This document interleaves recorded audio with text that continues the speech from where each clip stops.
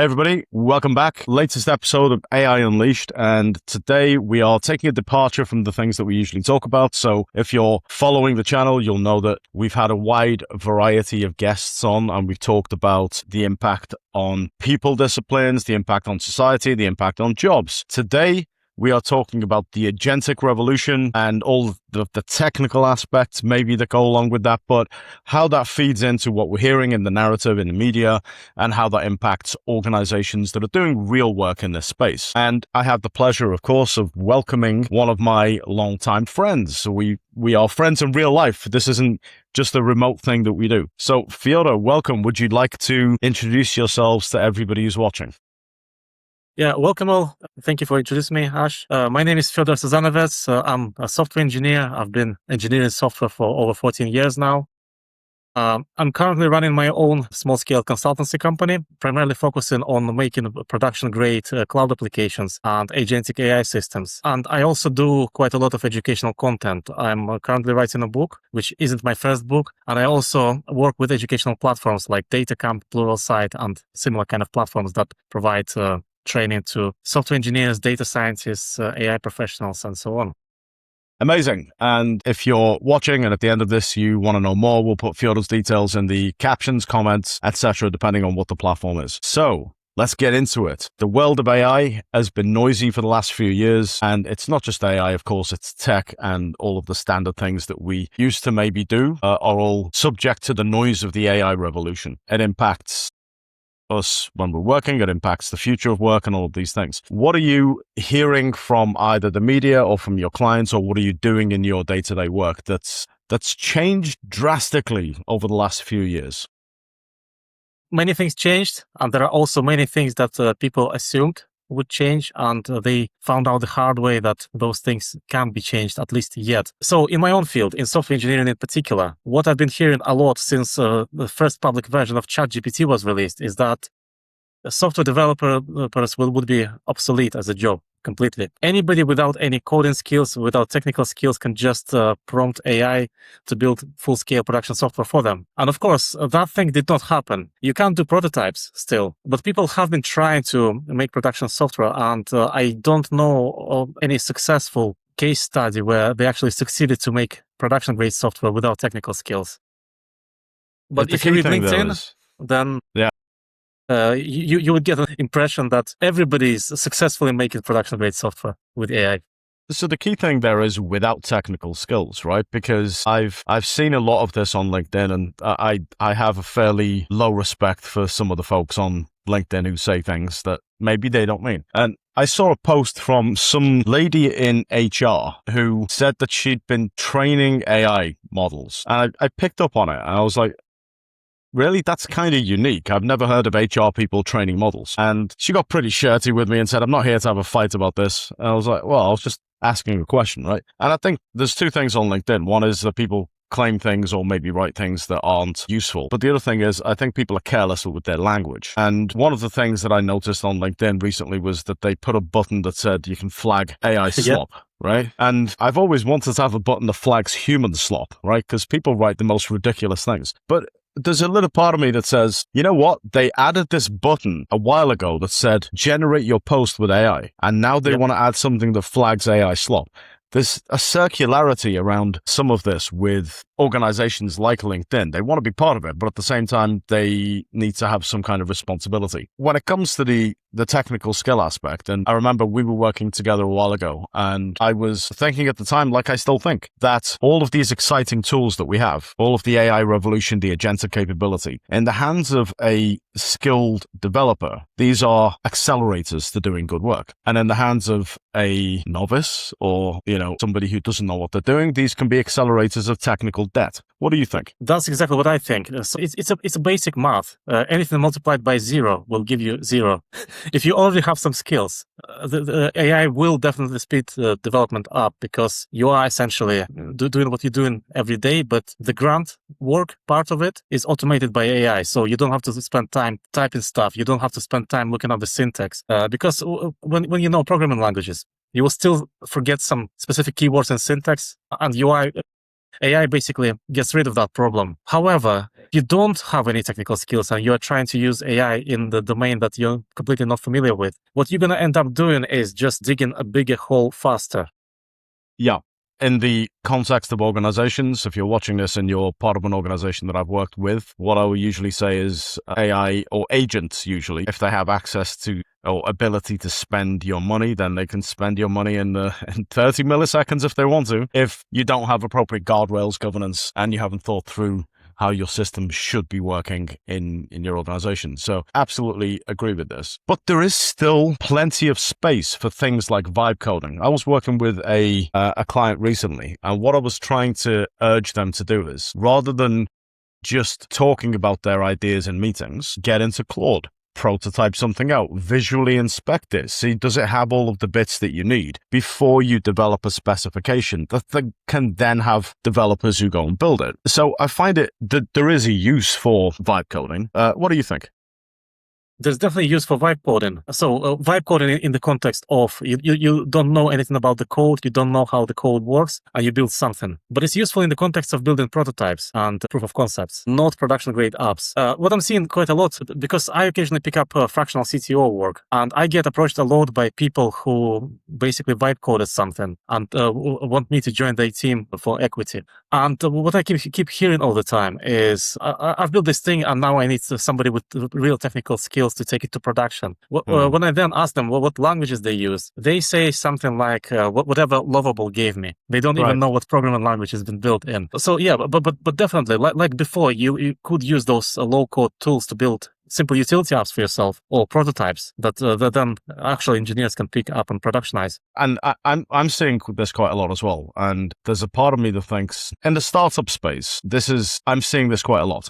That you have non-technical founders who have an idea, maybe they have a good market fit, maybe they have a potential revenue pipeline, maybe they've identified clients, and this is all good stuff in business. You know, you need these things in business to move forward. And then the technical aspects, if you hand over to anybody who's got technical capability, sure, things can be built. I'm not disputing that. The bit where I always find it tricky, and it's not an equity discussion, it's technical side. The bit I always found tricky is they've built something, you've got legacy systems, legacy software, you've got some kind of legacy language that's been used, and then the conversation nearly always becomes, well, we've already built this thing, can't you just use this and build on top of it? Versus sometimes you have to rebuild things from scratch. Do you see that as well? Sometimes, yes. With larger enterprises, you would usually have quite a large legacy code base, legacy systems. Quite often, you won't be able to just rebuild it unless you're completely modernizing it. I have seen examples where old system was completely ditched and a new system was being built in parallel to that, and then there was switch over from one system to another. That happens as well. But there are also a lot of startups that are building completely something greenfield these days who don't have any legacy system yet. And quite a few of them are completely non-technical as well, the founders. They may be aware of the market, but they don't know anything about technology. What I'm seeing quite a lot of as well is that quite a lot of people trying it who are neither aware of the market nor the technology. If you build it, they will come, right? Yeah. Yeah. Okay. So development aside, right? We've got lots of potential scope to talk about the intricacies of development. But whenever we develop something, we're developing it for a purpose, for a reason. We're going to make money. We're going to make society better. There's going to be some kind of general good for humanity around this stuff. And AI is one of these controversial topics that nearly every day in the news there's something about this, but at the same time, it is accelerating things and it is allowing us to do some things in a different way. What are you seeing on the broader front? So we have things that could be happening in the news. One of the big things I've been looking at recently is copyright, and whether it's Suno or whether it's Anthropic with the book scanning piece, etc., etc. There's a lot in that which is interesting for a lot of different reasons. But what are you seeing? What's piquing your interest? What's piquing my interest? If you talk about ethics, then any disruptive technology had to do something that is considered unethical, maybe destructive. It happened with data centers before when cloud computing was being built. Usually what happens is that it has more net positive than net negative. At least this is what happened with all the previous technologies. Not always though, because I'm still on the fence about social media, for example, because I'm kind of seeing how average attention span got reduced. People became less resilient because they cannot just sit and get focused on one task for a prolonged period of time anymore. So maybe I'm on the fence about social media. Or on AI itself, there are definitely many very useful use cases for it. Whether it's a net negative or net positive, I'm still on the fence because it's probably still too early to tell. One thing that I can tell about it is that all those problems that people are talking about on the news are actually being tackled. They are being spoken about, and people are tackling them. AI organizations are tackling them. Not all of them, of course. People are trying to solve that water usage problem with data centers as well. Tech companies are quite actively investing into that. But at the same time, what the news are optimized for? News are optimized for engagements, like social media, and they kind of copying each other's business models now. And what causes most engagements? Something negative, because we as humans evolved to pay more attention to negative stuff than to positive. So quite a lot of positive stuff will just not be mentioned in the news. It would be biased towards negative. And this is why if you just keep reading news, you will probably have this picture of reality that is more biased towards the negative. Yeah, so there's a couple of points there. So one point on water usage. This comes up a lot when I'm on stage and I'm doing conferences, that I think the term water usage is poorly understood out in the population, because we're not consuming water from the atmosphere, right? Water goes through a cycle. When we talk about evaporative cooling, we're talking about the evaporation of water, which is not, it's non-destructive. Water still exists. But on the flip side, it changes the balance of what is groundwater versus what is in the atmosphere. So it's usage in the term of not that it's consumed, but it's utilized in a process. And I think it's important, if you're watching this, it's important that you understand that, because it's not, no, AI is taking water from our planet. It's a different thing. So on that, and if you're watching, we've got a research paper coming out with Dr. Jane Manley on data centers and the environmental impact.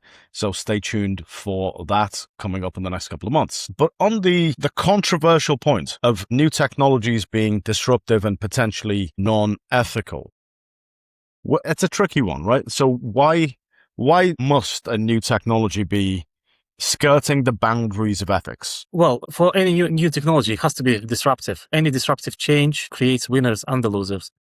That's just unavoidable. When something new gets invented, it always replaces something old, and there are always jobs associated with that, industries associated with that. That's just from social standpoint. But also, usually you have to build something. To build something, you have to destroy some kind of natural environment, some habitat, those things. And this is why those things are unavoidable. You can, of course, offset them. So, for example, previously, pretty much any new technology created more jobs than it destroyed. Like, for example, calculator and computer used to be job titles. People were doing calculations manually on a piece of paper. That job does not exist anymore for obvious reasons. However, invention of computer itself, how many extra jobs it created that couldn't even have been imagined before? Yeah, but is this a like-for-like comparison? Because they were not broad classes of technology, right? Computing, of course, is a mechanism that accesses broad classes of technology, but it's a mechanism in itself. It's a hardware mechanism. So is the AI revolution different from previous industrial revolutions? I'm not sure it's so different, because so far what I'm seeing with AI is that it's not replacing jobs. Well, it's replacing tasks, and it's replacing some jobs that are 100% task dependent.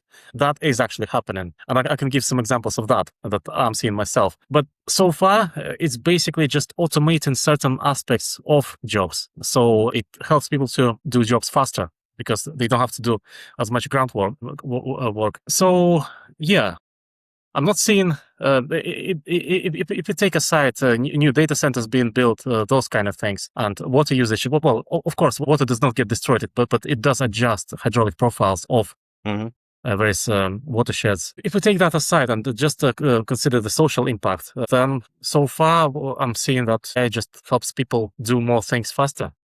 So the reason for the question is, if we think about traditional work up to this point, we've had human workforces, human hierarchies alongside machines, whether they're factories or cars or whatever. And people nearly always in every industry and every type of business have been assembled like a production line. So people do things along a production line kind of model. And that's always been the case, that even if a bit of machinery is added, it does this particular task, it does this particular thing. Now, we're moving into an age of technology where, as you say, task-dependent work can be to some degree automated. Maybe it's to a large degree, maybe it's completely, but the automation side of things and the agentic capability with potentially reasoning, or let's call it intelligence, broadly speaking, you have some kind of capability there that rivals knowledge work, which is also effectively factory-based. It's still task-oriented and it's still process-oriented. Now we're entering a stage where a lot of the applications, a lot of the real-world applications, not software applications, a lot of the conversation, a lot of the thought processes, and a lot of the strategy is around how do we have hybrid workforces? What's the balance needed between people and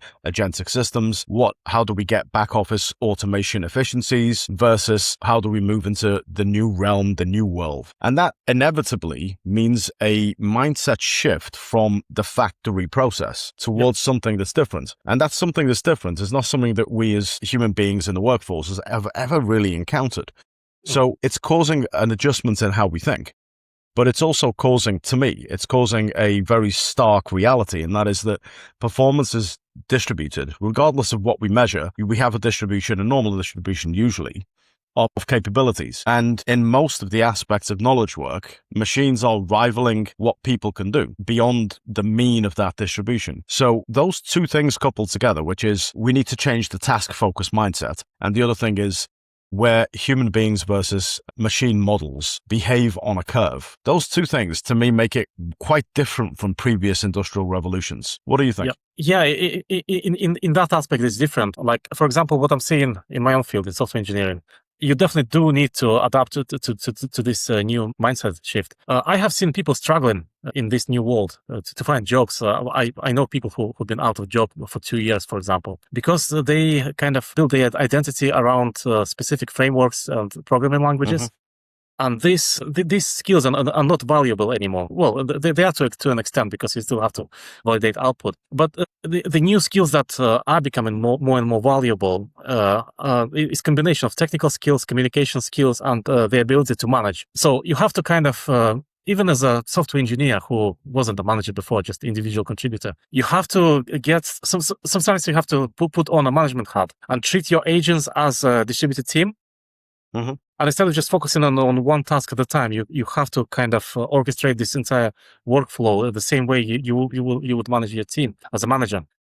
So yeah, you definitely have to not just think of it as something that automates some aspects of your work, but also you have to have this mindset shift on how things work now. So in organizations, when organizations adopt AI, what I'm seeing is that the most successful adoptions are where they completely change their processes. They radically change the way they work and not just start automating things.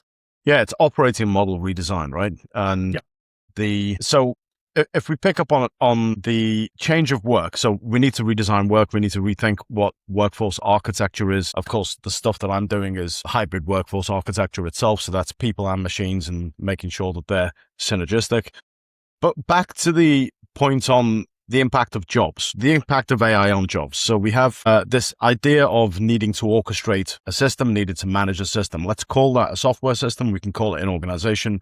These are all systems. And we need to manage and orchestrate those things towards a particular direction. But the thing that usually comes up, and there's been research on this, Anthropic published a paper on this, I think about 3 months ago, and that is that although we're not whole scale seeing an impact on jobs, tech companies are laying off, they're announcing layoffs, but there's a hesitance across nearly every sector to bring people in at what we used to call entry level, which means they maybe don't get the experience or the skills needed to manage. And as you and I both agree, that managing things, managing projects, managing agent frameworks, and being able to execute work through that is probably one of the most important skills as we move forward. So although we can't put our finger on an immediate statistic around job impact when we talk aggregately across the population, we can point to those kinds of statistics for entry-level roles. What does that mean for the future of managing tasks, projects, agent teams, distributed teams? Yeah, so regarding entry roles, it's not always because companies just decided not to hire juniors. I've spoken to companies that have junior openings, but they are struggling to find the right fit, because what is happening quite a lot since first public version of ChatGPT was released, a lot of students started cheating with it.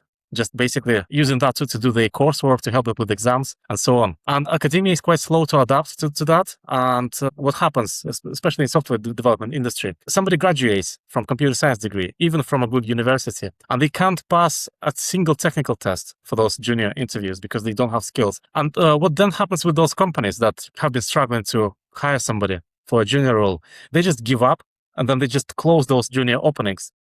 It's a mixture of both things, because some companies are just trying to cut costs and just destroying entry-level roles this way. But this thing is also happening. I have seen it with few companies. What was the other part of the question?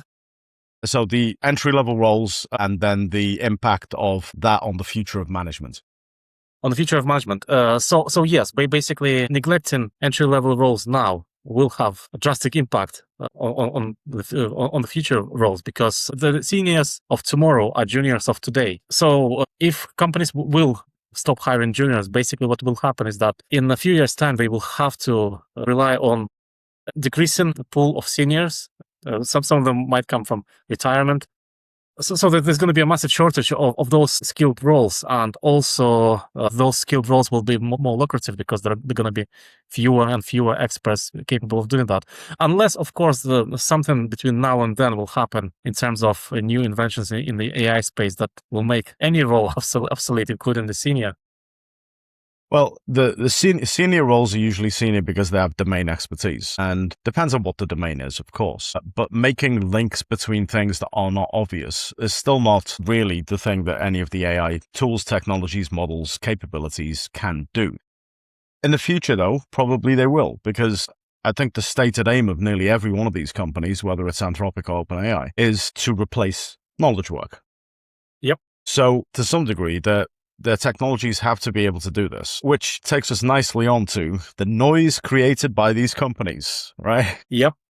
Now, well, one of my favorite topics.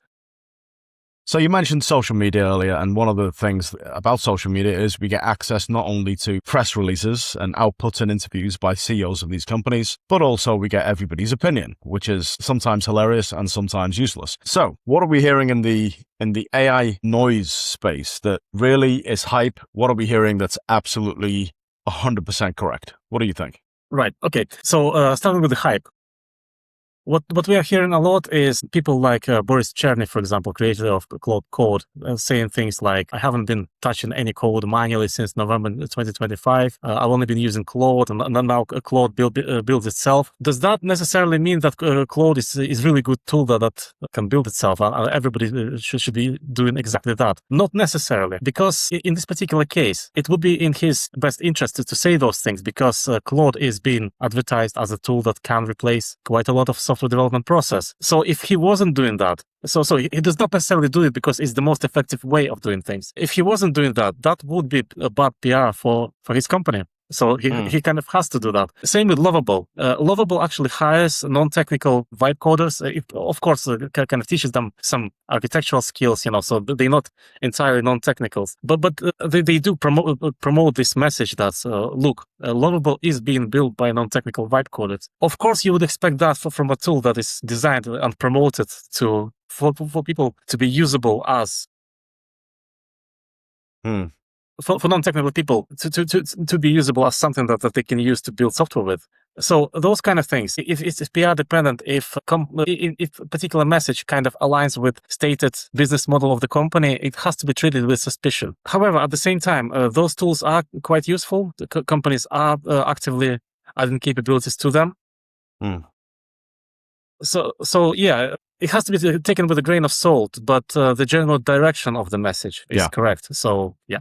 Yeah, I mean, there are. If you're producing a platform that's designed for non-technical people to write code, then you would expect at least some non-technical people are able to test it at the company, right? Yep.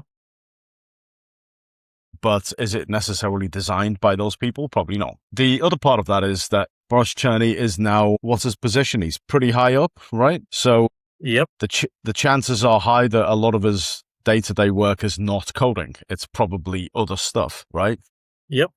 Setting direction, being in meetings with investors, Exactly. et cetera, et cetera. Is it reasonable that he hasn't coded for a while? Yeah, of course. Of course. His value add is something else. Yeah. So, yeah, there are things like this as well. And I suspect a lot of what's being said by the likes of Sam Altman on the difference between allowing regulation that is targeted against companies like theirs versus regulating open source models in the US domain specifically. A lot of what's being said there probably aligns to the interests of OpenAI around their initial public offering and trying to manage the market during that process. So yeah, absolutely. We have to understand the intent behind what's being said. Of course. And don't forget that Anthropic still advertises quite a lot of software engineering roles. And it advertises salary of, I think in the UK it was £400,000. And US-based salary was $650,000. That's more they than... want the best, right? That's more than the likes of Google Pay, essentially. They want the best. And of course, if you want the best, you got to pay for the best. So I would expect the salaries to be high, but I would also expect it to be very competitive at that level because you have, I think in the West, you've got maybe 4, 5, 6 companies that you can name that are leading the frontier of AI in terms of models. Sure, they should be competing for the best talent.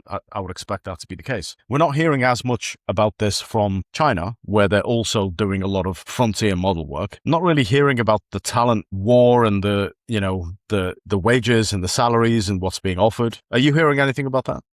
I'm not hearing anything about that, but at the same time, what are the sources of the information? Would Western media say anything about that, and social media as well? That if it was the case, if some Chinese companies were advertising those kind of vacancies in China for that kind of money, the information mediums that we use would probably not show us that information in the first place. You probably have to dig for it to find it. So on that point of the points of social media, you said you were undecided on the benefits versus the costs, effectively, benefits versus risks. If we go back to the AI conversation, we have technologies that cost lots and lots of billions of dollars, usually it's reported in dollars, to develop, to train, to launch an application infrastructure that can then be used by consumers or be used by businesses. That's a lot of money. As yet, I don't think any of these companies are actually in profit. So what do we think? What do you think about the balance of good versus, let's say, less good, questionable, ethics, money? What's the balance? What's the balance? Let me think about it. At the moment, I still have a kind of, but it's only a gut feel that it will be at the end net positive rather than net negative. But we are currently in this experimentation stage. So for example, we don't know how much AI will cost once it's profitable. We have seen things like some really advanced technology being published, and then it just disappears because it costs too much, like Sora. With OpenAI. The videos that Sora was creating were amazing. They were almost like, not necessarily Hollywood quality, but close enough to that, very advanced. And it just disappeared overnight because it was way too expensive to run. And so what might actually happen, because those companies are burning through billions of dollars all the time, and there's no indication that they're going to be profitable anytime soon, we might actually see degradation in capabilities. And one thing that I like about the Chinese models is that they kind of force companies not to do that because they provide competition. It's like, if you're going to be taking features from your models, then you can just use the Chinese one because it will still have those features. And I suspect that all Chinese models are heavily funded by the Chinese government exactly for that purpose as well. For market dominance. Yeah, I mean, maybe. For market dominance.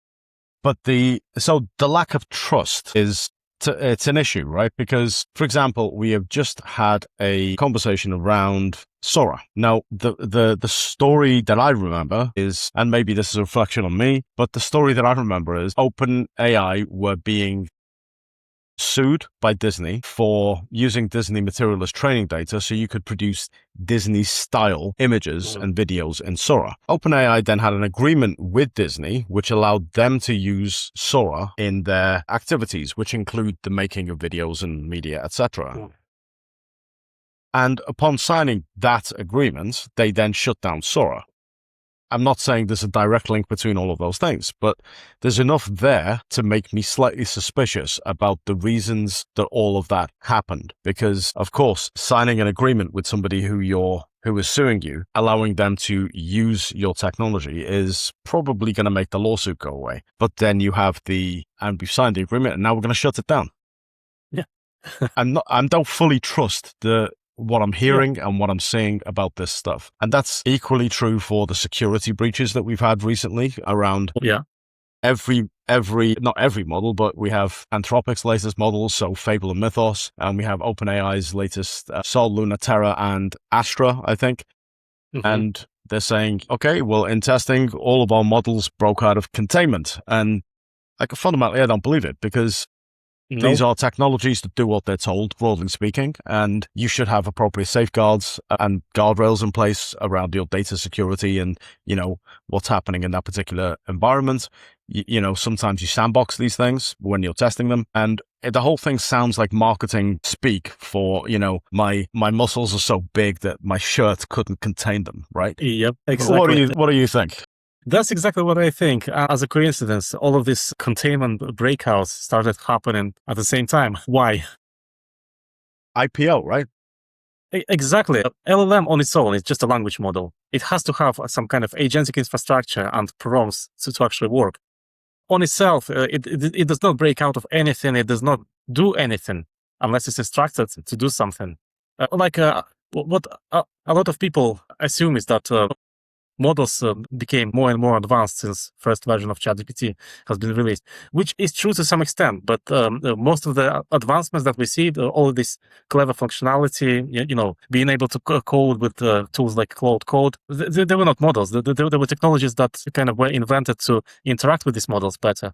Agentic infrastructure, RAG, MCP, various like tools, skills, you name it. So the only way it could have broken out of containment and hack something is that it was deliberately orchestrated. Not to mention that companies that have been hacked, I haven't heard of them suing OpenAI or Anthropic or anything like that. So I think Hugging Face were doing an investigation, and there was some murmuring about them, depending on what they find, that action was going to be part of it. But they had to use GLM to do the investigation because the guardrails around the original models weren't able to do the investigation, right? Yep. So you've got all of these wrinkles in the story which need to be unpacked before we have some trust in the system. But fundamentally, I think my point is that, going back to what I was saying earlier, that there are differences in the impacts of this revolution. There are differences in the noise that we hear around AI, the hype, the mistrust, the messages that we're getting. And there's also a difference in our ability to regulate these things from a societal and government point of view. That for me mean there is sufficient difference between this and, let's say, conveyor belts and ovens automating factories, or the steam engine or anything like that. So there is a difference. I think there's a difference. If you're watching, let us know in the comments what you think about the difference. Anyway, on that bombshell, two last questions before we close it. So one question is, what do you think the future is going to look like for people who are at work, the working population? What do I think the future is going to look like? It's going to be disruptive, that's for sure. And systems thinking is going to be one of the most important skills to develop. Not that many people are good at that naturally. It has to be something that you have to develop and learn, get out of your comfort zone. Because as you mentioned, like a standard kind of linear process thinking that everybody is good at, that is going away, essentially. You have to have this ability to see the whole system, like moving components, impacts, those kind of things. So if you are kind of a person whose job was heavily task dependent, and if you thought, I'll give you an example from software development perspective. A couple of years ago, it was quite common for a software developer to just say, my job is only to translate overly specific requirements into code, and I don't get involved in anything else. Those people are being replaced by AI now because AI can do exactly that. So if you think that your job is just that, just doing certain mechanical tasks, then your job is going to be at risk.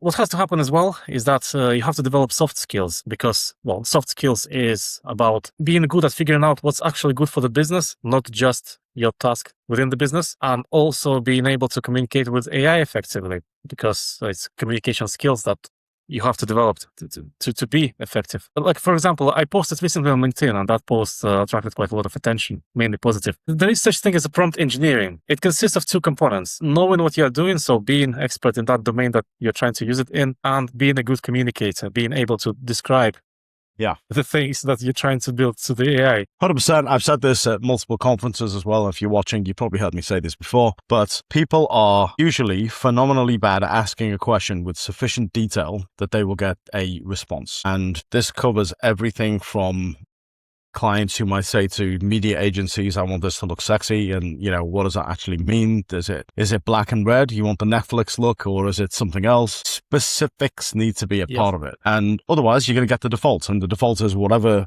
the agency, designer, machine, LLM, application, whatever the default is that they decide for you. So being able to articulate that is absolutely true. Last question. You mentioned, and I know this, you are a successful author, you have written books, and you have a book that's imminently coming out. So tell everybody about your book. Right. So the book is about cloud engineering, specifically by using Microsoft stack. The book is being published by a major tech publisher called Manning. The name of the book, which changed over time, the current name that is going into production is How to Ship Distributed Systems with Confidence. The book is aimed at somebody who knows a little bit of C# and .NET, but haven't necessarily touched any cloud software development before. And it covers a technology called Aspire, which is a tech stack developed by Microsoft, specifically designed to make distributed cloud application development easier. So back in the days, distributed cloud applications, which basically any kind of data-intensive system is a distributed cloud application. So any social media platform, any large-scale enterprise system. So it's quite an in-demand need. Back in the days, the way these kind of applications were developed is that I can run just a subset of components on my local development machine, and then I have to emulate everything else. And what used to happen quite often, and I've seen it when I was working at Microsoft, is that